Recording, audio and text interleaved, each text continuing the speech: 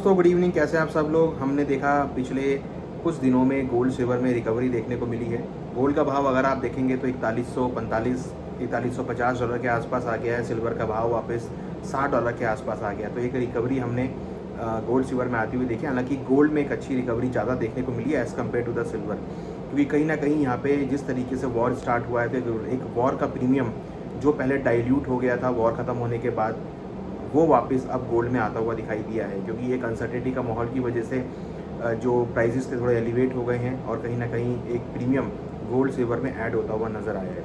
हालांकि dollar index 101 के ऊपर है, तो लग नहीं रहा कि ज़्यादा तेज़ी यहाँ पर आपको गोल्ड सिल्वर में देखने को मिलेगी। हो सकता है कि यहाँ पे थोड़ी कॉशियस अप्रोच रखनी पड़े, क्योंकि अब अगले हफ्ते फेड की मीटिंग है जो काफ़ी इंपॉर्टेंट यहाँ पे रोल प्ले करेगी। हालांकि लग रहा है कि फेड की मीटिंग में शायद इंटरेस्ट रेट ना बढ़े, बहुत कंजर्वेटिव मोड में रहें और कहीं ना कहीं आगे के लिए कुछ प्लानिंग वो कर सकते हैं। तो मीटिंग बहुत इंपॉर्टेंट रहेगी और उस मीटिंग में नज़र रखना बहुत ज़रूरी है कि किस तरीके से वो मार्केट को देख रहे हैं और किस तरीके से वो अपना डिसीजन रखेंगे।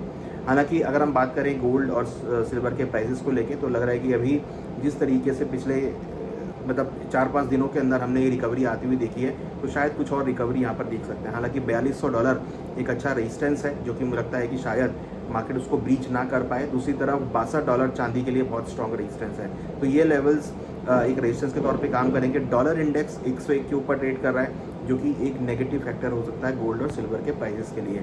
क्रूड के प्राइस वापस बढ़ गए हैं, जो कि इन्फ्लेशन का एक पार्ट है और उसकी वजह से मॉनेटरी टाइटिंग हो सकती है। तो बहुत सारे ऐसे रीज़न है जो गोल्ड में अभी फिलहाल एक नेगेटिव रोल प्ले करते हुए नजर आ रहे हैं। हालांकि एक शॉर्ट कवरिंग हमने गोल्ड और सिल्वर में आती हुई देखी है, बट कहीं ना कहीं लगता है कि जो शॉर्ट कवरिंग आई ये थोड़ी सस्टेन भी हो सकती है। अल्टीमेट यूँ कहें कि 4000 से लेकर $4200 और $55 से लेकर $62 के बीच गोल्ड सिल्वर के भाव रह सकते हैं। इस रेंज में जो मोमेंटम है वो यहाँ पर हो सकता है। हालांकि डोमेस्टिक मार्केट में रुपए की वीकनेस की वजह से गोल्ड सिल्वर को डोमेस्टिक मार्केट में सपोर्ट आता हुआ दिखाई दे रहा है। इंटरनेशनल मार्केट में उतने ज़्यादा बाउंस नहीं हुए हैं जितने डोमेस्टिक मार्केट में बाउंस होते हुए नजर आए हैं। रुपये की वीकनेस यहाँ पे डोमेस्टिक मार्केट में सपोर्ट प्रोवाइड करती हुई नजर आ रही है। अगर कोई भी टॉक होती है पीस को लेके, तो फिर हो सकता है कि गोल्ड और सिल्वर में आपको जो है नरमी आती हुई नजर आए, फिर वहाँ पर आपको सपोर्ट आता हुआ दिखाई भी देगा। हालांकि अगर कोई भी इंटरेस्ट रेट इंक्रीज होते हैं तो फिर आपको गिरावट भी देखने को मिलेगी। तो ओवरऑल अगर हम देखें तो गोल्ड सिल्वर के भाव अभी फिलहाल थोड़े से स्टेबल होते हुए नजर आए हैं। एक बाउंस बैक यहाँ पर देखने को मिल रहा है। फंडामेंटली थोड़े से चेंज होते हुए नजर आए हैं,